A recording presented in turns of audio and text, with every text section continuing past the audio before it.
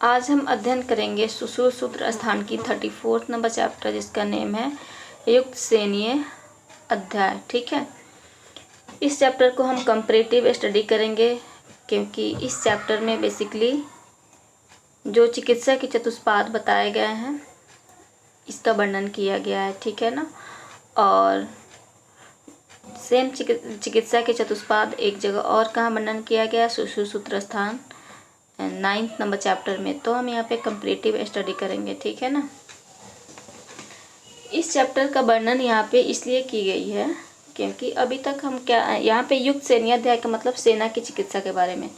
ठीक है ना, तो किसी भी चीज़ की चिकित्सा करने से पहले इसके प्रीवियस चैप्टर्स में जो हम 6 चैप्टर का अध्ययन किए थे 28 से 33 में, इसमें अरिष्ट का लक्षण बताया गया है।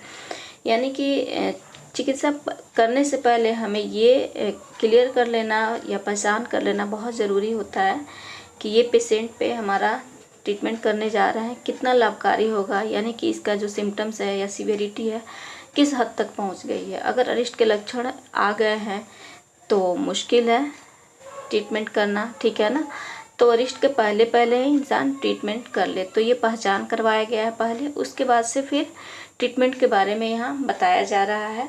और ये ट्रीटमेंट सफल तभी होगा जब हम चारों पदों का सही तरीक़ा से प्रयोग किया जाए। ठीक है ना, इसमें सबसे पहले मृत्यु के बारे में बताया गया। मृत्यु कितने प्रकार के होते हैं, 101 प्रकार की मृत्यु बताई गई है, जिसमें एक काल मृत्यु और शेष के आगंतुक यानी कि अकाल मृत्यु के बारे में बताया गया है। ठीक है ना, फिर राजा के गुण भी बताया गया। ठीक है ना, उसके बाद से चतुष्पाद के बारे में बताया गया है। ठीक है ना, और चतुष्पाद के लिए टर्म यूज किया गया है कर्म साधन हेतु। ठीक है, यहाँ पे सीक्वेंस थोड़ा हम ध्यान देंगे। यहाँ पे क्या है, चतुष्पाद में सीक्वेंस वैधो व्याधि उपसृष्टस्य भेषजम परिचारक, यानी कि पहले वैद्य को रखा गया है, फिर उसके बाद से रोगी को, देन भेषज को, देन परिचारक को। ठीक है, लेकिन वही हमारा चरक में क्या बताया गया है, विषक द्रव्याणु उपसता रोगी पात्र चतुष्टयम। ठीक है ना, विषक के बाद में ही उन्होंने द्रव्य को रखा है, फिर उसके बाद से उपसता को, फिर उसके बाद से रोगी को। इसमें क्या किया गया है, विषक के बाद रोगी को रखा गया है। ठीक है, ये ध्यान में रखना है।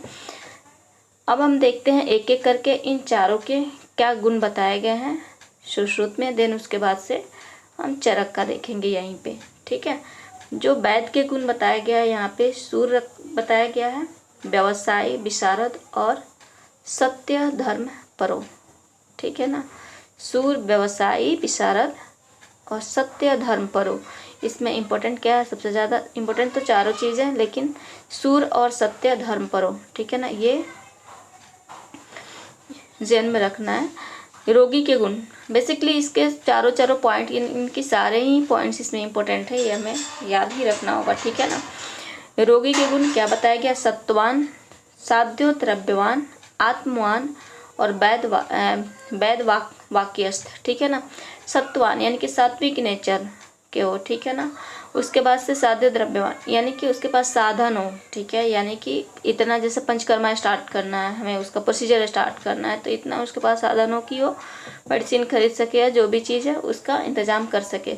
आत्मवान, ठीक है ना, विश्वास रखता हो, ये सात्विक नेचर का हो। उसके बाद से वैद वाक्यस्थ, ठीक है ना, वैद की बातों को मानने वाला। उसके बाद से आता है क्या, औसत के गुण।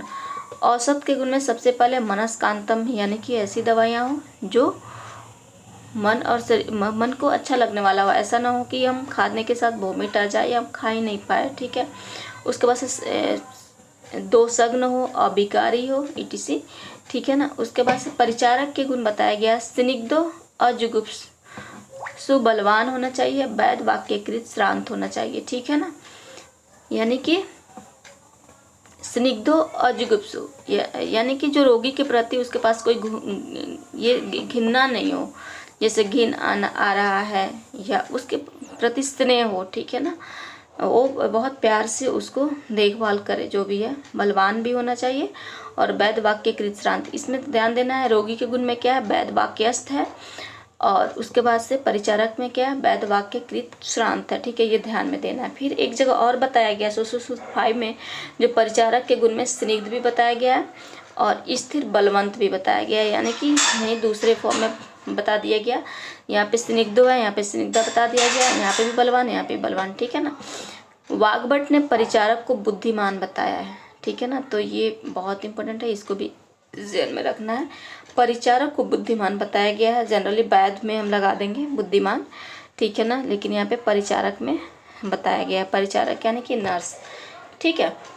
अब हम देखते हैं चरक के अनुसार, चरक ने विषक के लिए क्या क्या टर्म दिए हैं, ठीक है ना, इससे हम याद करेंगे SBDS, ठीक है ना। तो श्रुते पर्यवदातत्व, ठीक है ना, उसके बाद इस श्रुते पर्यवदातत्व का मतलब क्या हुआ, उसको वेद का सही तरीके से ज्ञान हो, वेद को बहुउद्देश्य कर्मता, यानी कि थ्योरेटिकल के साथ साथ प्रैक्टिकल नॉलेज भी हो, ठीक है ना।